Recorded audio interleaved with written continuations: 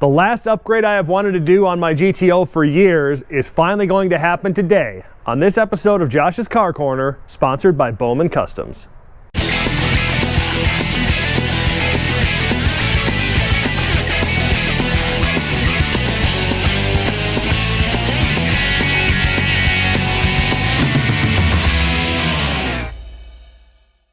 So you might be able to tell by the way the car is situated right now and looking to the sides of it, but this is going to be the ultimate big brake upgrade for the GTO. Wanted to do this for a long time, and a big thank you to Jeff Bohnman and Bohnman Customs for making it possible to do this. Now, Jeff Bohnman's been out there a long time representing for the GTO community.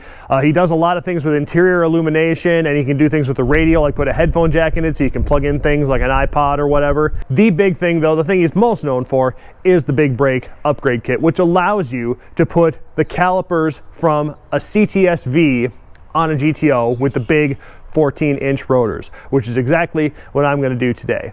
Now, why would you want to put a big brake kit on your car? Well, one reason is cosmetics. You like the look. It definitely looks a lot cooler than the factory brakes, having those massive rotors in there. The other reason is, for me, Road America. The brakes have always been the biggest liability on the GTO. And when you're going from 140 to 150 miles an hour down to 80, 60, in one corner 50 miles an hour, the factory brakes just cannot keep up with that kind of abuse. They overheat, the brake fluid boils, the pads themselves get too hot and they just can't bite anymore, and they're just not built for that kind of extreme track duty. So that's why I am doing this kit. Is it going to improve the braking distance of the average GTO? Not really. Big brakes on their own are not going to make your car stop any shorter. What they are going to do is increase the longevity of your braking capabilities. So you can brake harder for longer, because with all that extra disc, you can absorb a lot more heat. And because it's got bigger vanes in it and it's a much bigger diameter, it can throw that heat away a lot better. And because you've got so much more pad surface, you don't have to clamp down as hard to get the same braking force in the first place. So your brakes last longer on a track and you can take a lot of punishment. That is why I am doing this. So I'm going to take you through the process of installing it. The great thing about the kit is everything is all laid out and it's all labeled, so you know exactly where things are going. Makes it really easy to install. And if there are any customization things that have to happen, I'll show those to you, but we're going to get started here and I'm going to start taking the factory brakes off the car. Now I'm going to start with the rear brakes for a couple of reasons. One, you always want to bleed your braking system from the corner that's furthest from the ABS master all the way up to the front, moving closer as you go. So on a GTO, it's going to be starting with the left rear, then going to the right rear, then left front, right front. The other reason is there's more customization that has to happen back here. The big thing being the parking brake system, because as we know, the GTO rotors have got a drum inside the hat, and the parking brake shoes actually press against that, and that is what gives you your stopping power when you engage the parking brake. So when you get your new rotors, they are going to have the hat for the shoe in a different position. In fact, every aftermarket rotor that works with this kit moves everything 30 millimeters outboard. So the disc moves 30 millimeters outboard, but also the hat moves 30 millimeters outboard too. So the kit comes with these half moon spacers that you put underneath the parking brake shoes, and they push them out those 30 meters so they'll still make contact. So gonna get working on that. I gotta get the caliper off. I've already got it unbolted, and it's gonna be a little extra work because I'm running these 6 millimeter spacers and they are kind of frozen in place right now. So I'm gonna have to get the mallet out, do a little bit of pounding to get that loose. Okay, while I'm on this corner, one of the things I am curious about is just how much more the new rear rotors are going to weigh versus the factory rear rotors. What I got here is the trusty old luggage scale, and what I'm going to do is I'm just going to pick this thing up and see what it weighs. So this weighs 14.7 pounds. Let's compare that to what the new rotor weighs. It might be a little more, but I'm hoping it's not going to be that much more. Oh, okay. Okay, it weighs a lot more. 20.1 pounds. That is 5.4 pounds heavier per corner, 10.8 pounds. Rotating mass, 3 to 4 pounds. So that's So the downside of having brakes that are going to last a whole track day is adding 30 to 40 pounds of rotational weight to the back of the car. That will slow down acceleration a little bit. Now, most of the rear rotors you're going to find out there have the wrong bolt pattern. They're 5 by 120.65. And you may think you can slide that on and everything's going to be fine. It won't. Problem is, they all have a center register or a hub bore that is larger than the GTO. The GTO is 69.6 millimeter.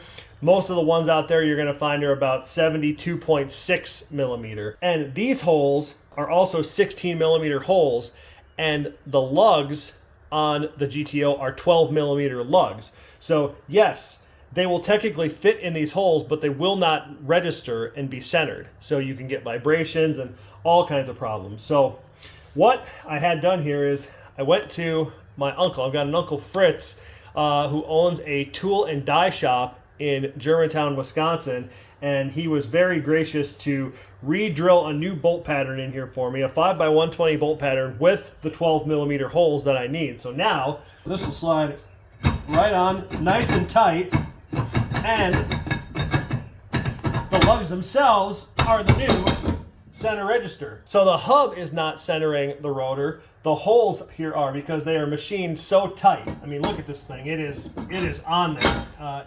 It is really going to be in good shape. Okay, I've got this other side apart, but I haven't taken the parking brake shoes off yet because I want you to see where these bolts are. So these T50 bolts are on the top. Why they're on the top and not on the bottom, I have no idea. Why they're in there at all, I have no idea. But then there's two 15 millimeter bolts on the bottom here. There's one, and there is the other, and that's what holds on the parking brake shoes. So if you take those off, the whole shoe assembly should come out. All right, well, it's one day later, and I am in a sea of absolute frustration and disappointment. And it all comes down to one insignificant bolt. One of them is a T50 headed bolt. Well, actually, two of them are. I was able to break one loose. The second one, I tried to break loose. Even though I PB blastered it, it stripped right out. So then I heated it up with my torch, sprayed it with some more PB blaster, tried it again, stripped out some more. So I could no longer use a Torx bit on it. So then I went to Harbor Freight and got a bolt extractor kit. I drilled it out, put the bolt extractor in, slowly started ramping up the torque, and the bolt extractor immediately snapped off. So now there is a bolt extractor stuck in the bolt that is hardened metal, so I cannot drill it out. And because it broke in an odd shape, I couldn't get an angle on it anyway, even if I had a good bit for drilling really tough metal. So it has basically stopped me in my tracks. So at first I thought, okay, well, I can't move the parking brake shoes out, so I won't have parking brakes. I can go without parking brakes for the time being and just drive the car around with big brakes. Can't do that either because those same four bolts hold this dust shield on, and the dust shield has to be heavily modified in order to use this bracket. You can't even bolt it on with the factory dust shield in place because it hits right here and here, which is easy enough to cut, but it also hits down here behind the parking brake shoe where I can't cut it without damaging the parking brake shoes. So I cannot do these brakes right now until I can find a solution for getting this bolt out. And the worst part is I intended to use these brakes on the crewman, so the crewman could have brakes. So now both of my projects have been brought to a halt because of one f***ing bolt. One eternity later. Okay, so it's about 2 weeks since the Bolt debacle, and it is a new day full of wonderful possibilities.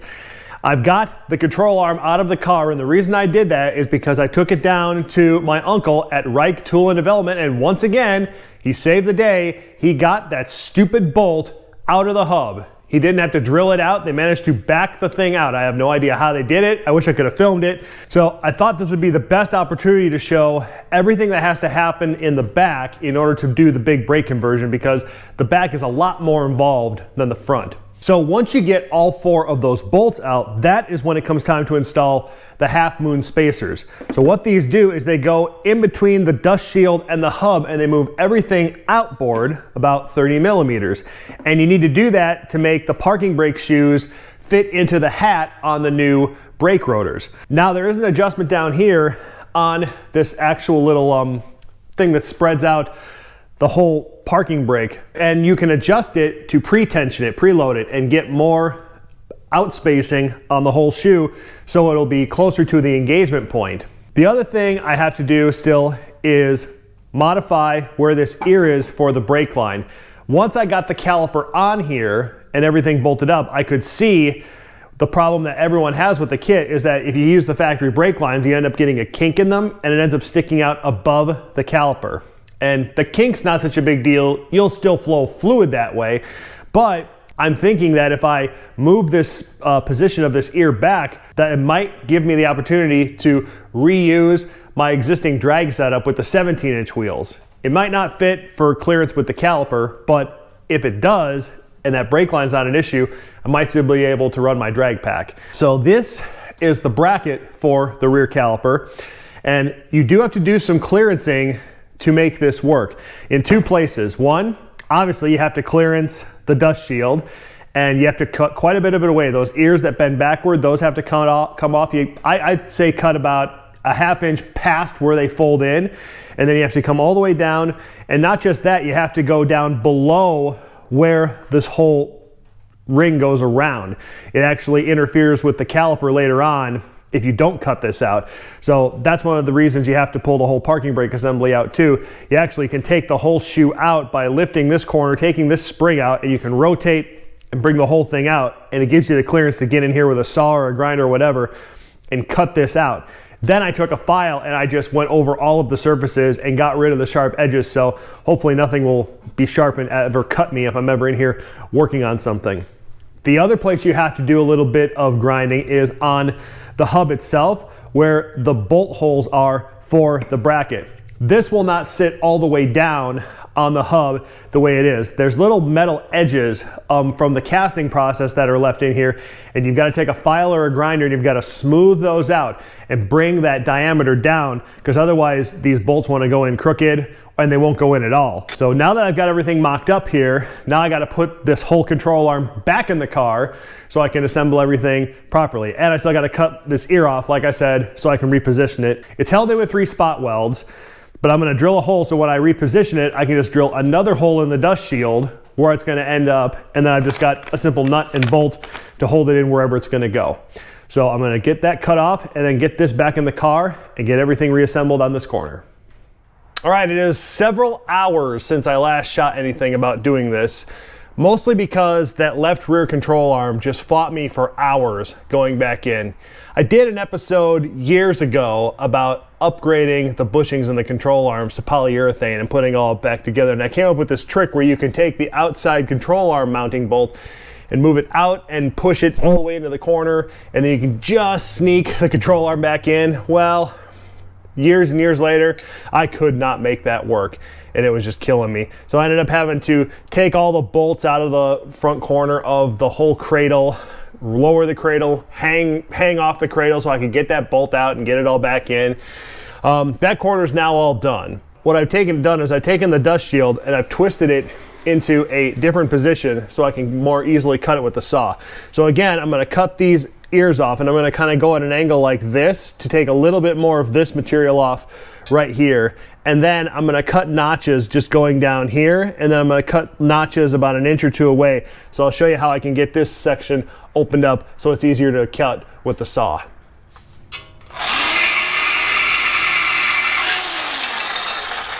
Okay, so those wings are cut off. Now I'm going to cut notches a little further in. So the easiest way I found to get this section out is take a vice grip and grab the end where it's been cut like this and just start bending it back and forth. First thing that'll happen is the top section will snap off. And once that top section snaps off, then you just keep working it back and forth, and eventually the bottom section will snap off. Okay, so that's out. Do the same thing here. Now, you could cut across with the saw and try to follow this arc, or you could just cut another slit right here in the middle and take out 2 more pieces. So I tried to follow the arc on the last one, so I think on this one I'm just going to cut another slit and do it that way.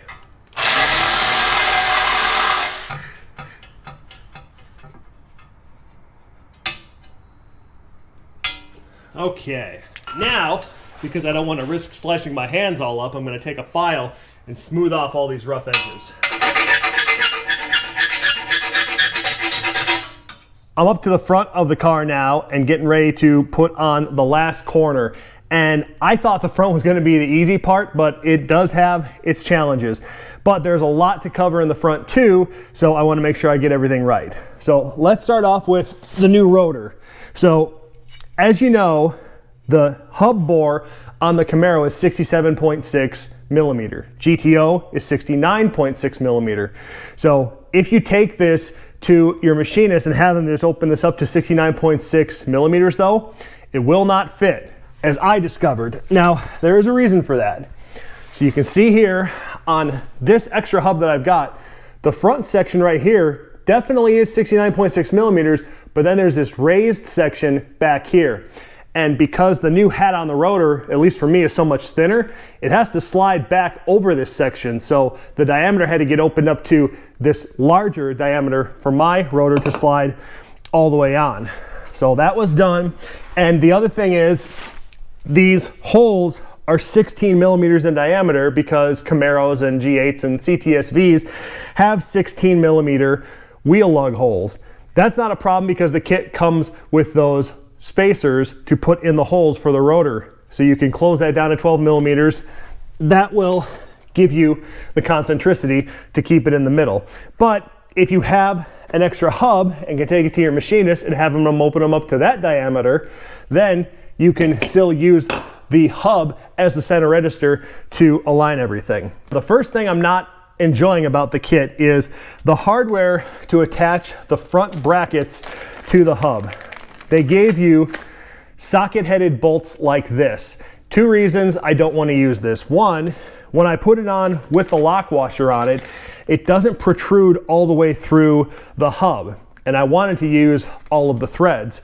Number two, after my most recent experience in the back with a Torx head stripping on me, I don't want these things anywhere near me. So I went to the hardware store and got myself some M14 bolts that are a little bit longer and still really heavy duty, but these ones now protrude through the hub and are using all of the threads, which is what I wanted.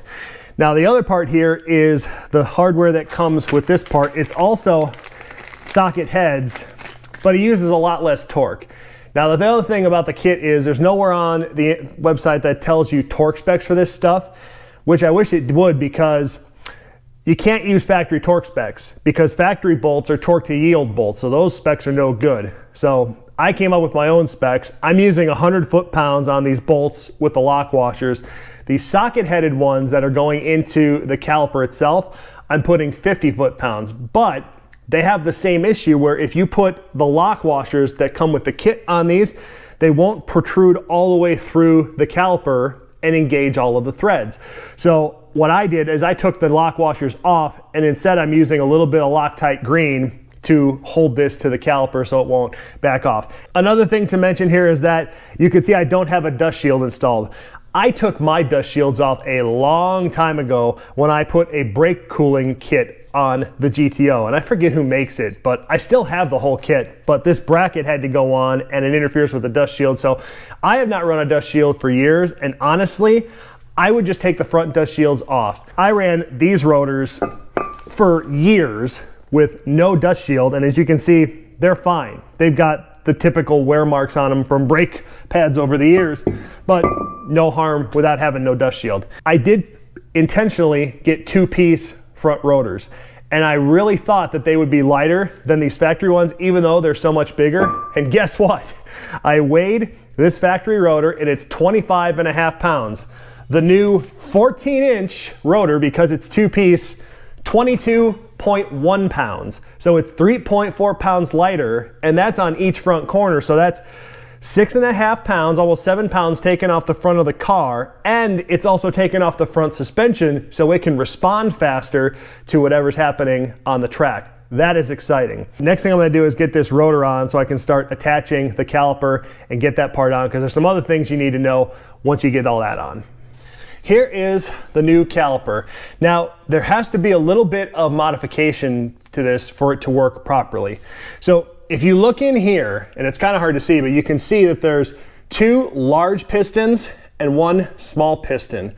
For this to work properly, so the pads wear evenly, the small piston needs to be on the leading edge of the rotor. So if you can imagine the rotor going around like this is the leading edge up here, and then the trailing edge is what's coming out of the caliper. So we need the small piston up front.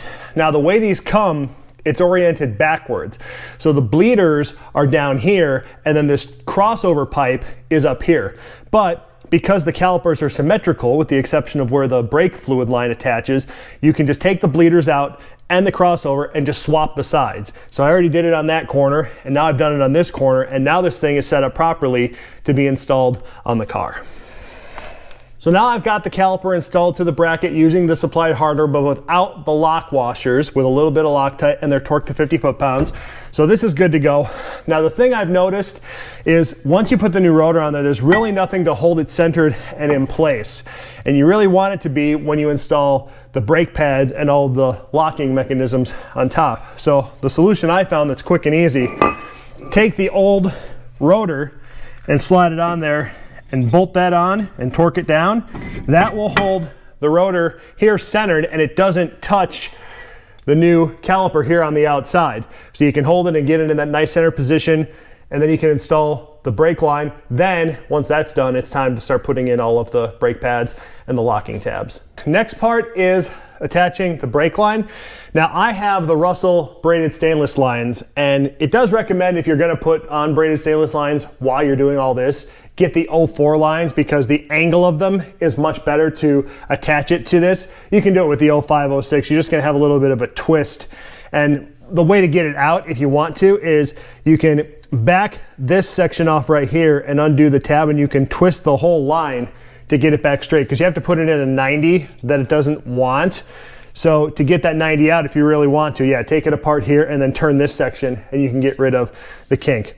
Now the other thing I'm doing is replacing the compression washers. I don't really trust the ones that I had on here, and they've been on a couple of times, so it's probably time for new ones. You can go to any auto parts store and go to their help aisle, and you can get a generic copper washer kit from Dorman that's got 8 different washers in it, 2 of each different size.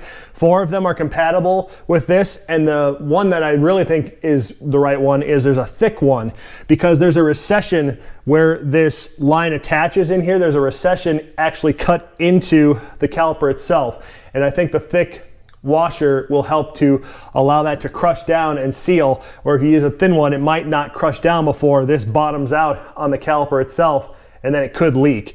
So I'm gonna go ahead and put on the new washers and bolt this on, make a little bit of a mess, and then it'll be time to install the pads. So the way I have been plugging these lines is I bought a bunch of these little rubber stoppers at the hardware store. What you do is you push them in from the bottom up, and then when it comes time to put the new bolt back in with the new washers, you can just push this right back out with the bolt and minimize the time that you have a leak going on. So that's all done. It is obviously going to make a mess, especially in the front. When you're right by the ABS master, it's going to leak a lot. So try to get it done quickly. But that's done. That is now tightened down, and now I'm going to get started putting in the new pads. First thing to do is this crossbar has to come out. There's a 13 mil nut on the back side of this. Back that out, and then you can take this crossbar out, and then we can install the pads. Okay, pad time. So these pads are actually from Brembo. These are their own brand pads. They do them in ceramic and semi-metallic. Difference being ceramic shouldn't cause any dust, and they're pretty gentle on the rotors, and the semi-metallics are more abrasive, more aggressive. They will wear the rotors out a little faster, and they will cause dust.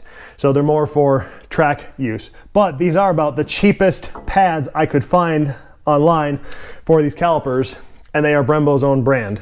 So the way this works is you've got this springy guy right here. This is actually what holds the pads in conjunction with these nails right here, and then this center piece. And the center piece goes back on now that the pads are in.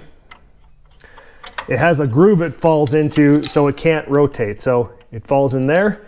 We'll put this nut back on the back side. So this is doing 2 things. One, it is keeping the pads in the caliper, and two, it is providing additional structure and bracing to the caliper on the top because it's pulling the two top sections together. Okay, so that's in. So now you can put this guy in. This goes over the top of the center part that we just put in. So what we got to do is get this pad up like this, and these go in from the back side like that. So I'll just get one in like that, and then it goes through the pad, and then once it's situated there, then we can just tap it in with a hammer, just gently. It's got a little spread out thing on the back side, and that actually holds it in. It falls into a bigger hole in the caliper right here to hold that part that compresses. That's got the collar.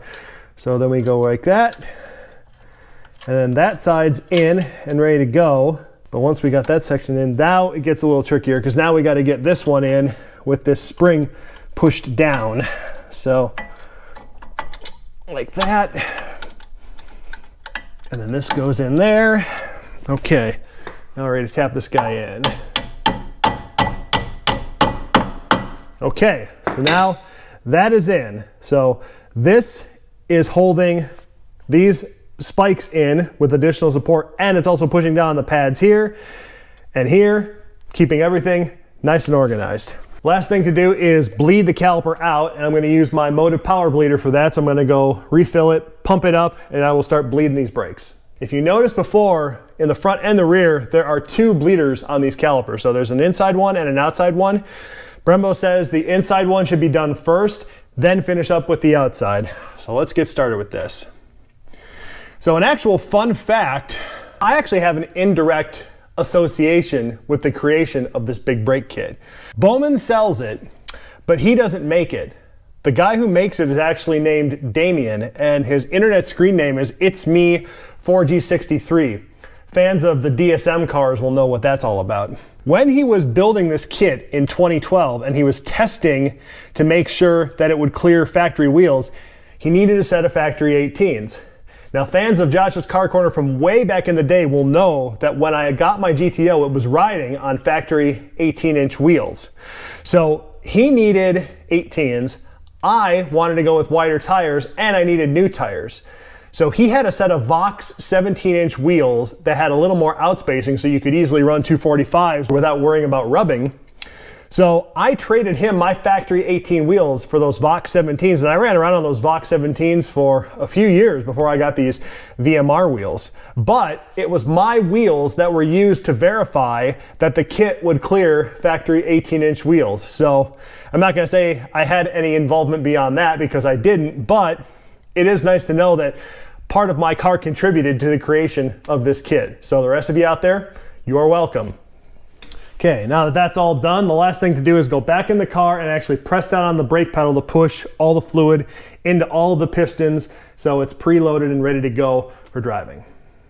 Well, I had to come back to the rear end for one more time because just like in the front where I said you had to swap over the transfer line and the bleeders on the calipers and then to swap the sides so the smaller piston would be on top. It wasn't until I was editing that footage together that I realized I didn't do that on the rear brakes, and they were backwards. The telltale sign of that was when I was coming to a stop when driving the car at really low speeds, the brakes would start to give me this really low-pitched squeal. So I'm guessing that's because the big piston is on top and it's pressing wrong. So I just got that swapped around. There's one other reason I had to come back here, and this is where I have to admit that I made a mistake. See, in an effort to save money on doing this project, I tried to use different brake rotors. You are supposed to use a Corvette 6th Gen Z06 rear brake rotor with this kit. But what I ended up doing is, because those are like $330 to $350 a piece, I found these rotors on Tire Rack. These are 7th generation Corvette Stingray rear rotors. Now, before I just went ahead and bought them, I did some research. I went on DBA's website and compared all the specifications, and all of the specs between the two rotors appeared to be exactly the same, apart from that the hat on the C7 rotor is 1 millimeter shorter than the 6th generation rotor.